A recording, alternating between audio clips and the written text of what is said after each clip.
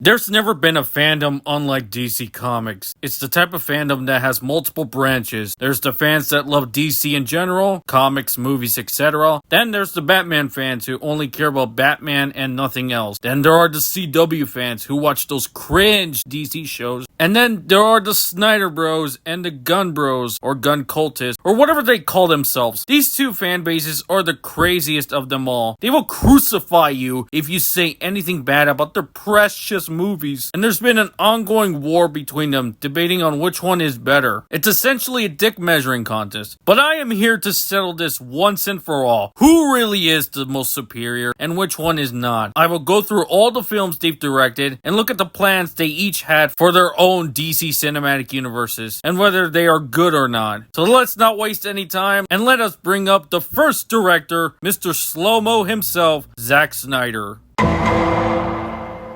After the success of Nolan's Dark Knight trilogy, Warner Brothers believed that it would be a great idea to make every other DC character dark and gritty. They wanted to capture the same success as the Dark Knight, and they were going to do it with their second most popular character, Superman. They wanted to stray away from the lighthearted tone that Superman was known for, and who better to capture that vision than Zack Snyder himself? Known for making films like Dawn of the Dead, 300, and Watchmen, all very dark films, by the way, so Snyder would begin working on his dark Superman film, which would be titled Man of Steel. It would star Henry Cavill as the titular character, and the film would come out to mixed responses. Some people hated the fact that Clark didn't save Pa Kent from the tornado. Some people didn't like that there was too much destruction, and some people didn't like Superman killing Zod. But even though the film was divisive, the film would gross over $670 million at the box office. Not the $1 billion success that WB wanted, but nonetheless, it was a hit. It was such a hit that they greenlit a sequel. But hold up, while they were making Man of Steel, DC saw the success that Marvel had with the Avengers and wanted a piece of that success. Plans for the Man of Steel sequel were changed to make room for a team-up film that would set up the whole Snyderverse. Batman v Superman would be announced to the public. It would be the first time Batman and Superman would be on the big screen together. Every fan's dream would come true, and then the casting was announced. Ben Affleck was announced as Batman. Ben Affleck? Gal Gadot would be cast as Wonder Woman. Now you're putting in Gal Gadot. Jesse Eisenberg would be cast as Lex Luthor. What? You fucking serious? Jesse Eisenberg? Jesse Eisenberg as Lex Luthor.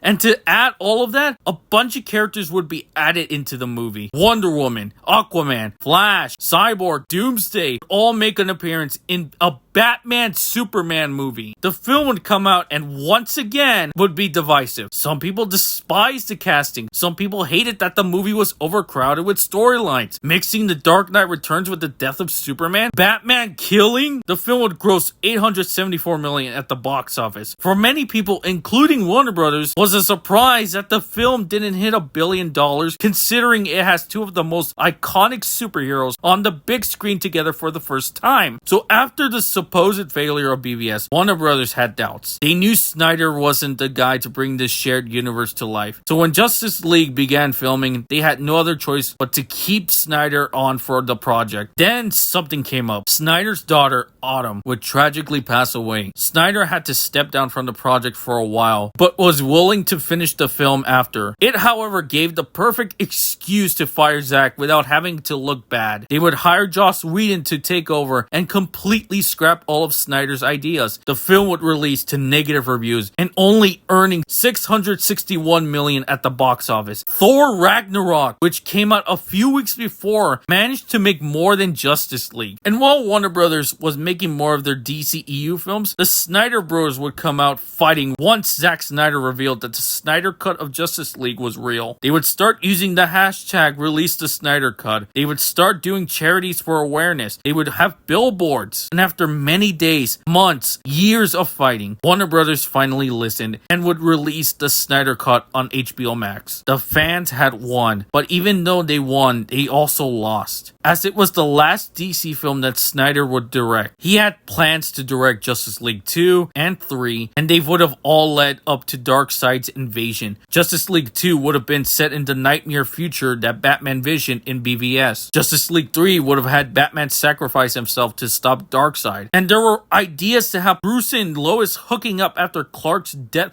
Wait, what? So not everything Snyder had planned would be all great, but it certainly could have been interesting to see. Snyder's films are pretty hit or miss for me. I loved Man of Steel, but I hated BVS, and I enjoyed the Snyder Cut, and maybe had he done part 2 and 3, we would have seen his full vision. Maybe it would have been great, maybe not. However, the Snyder Bros are still out there till this day using the hashtag Restore the Snyderverse, even though Zack Snyder has moved on, all the actors have moved on, but nope, they're out there still fighting, only this time it's not the same as the release the Snyder Cut era. They've changed completely.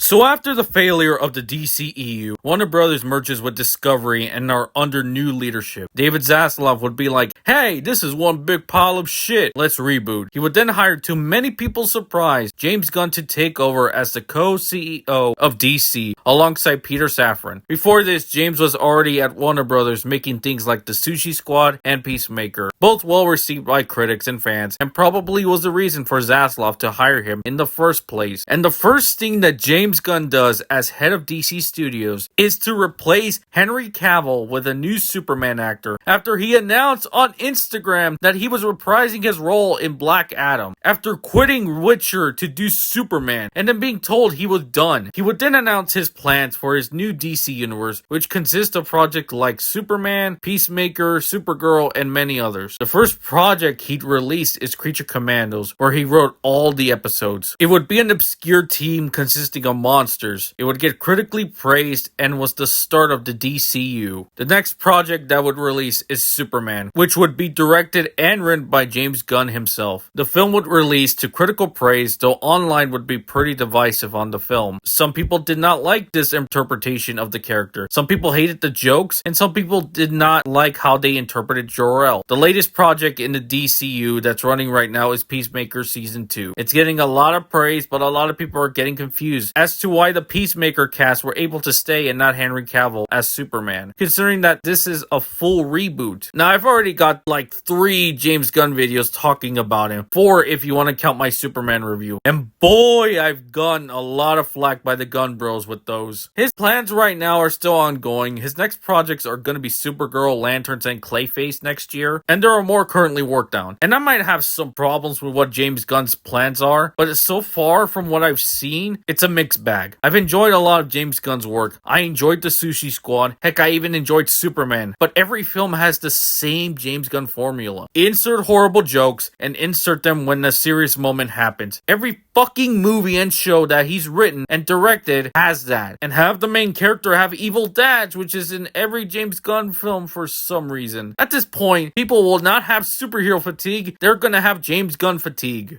So overall, who really did destroy DC? Well, the answer may shock you, but...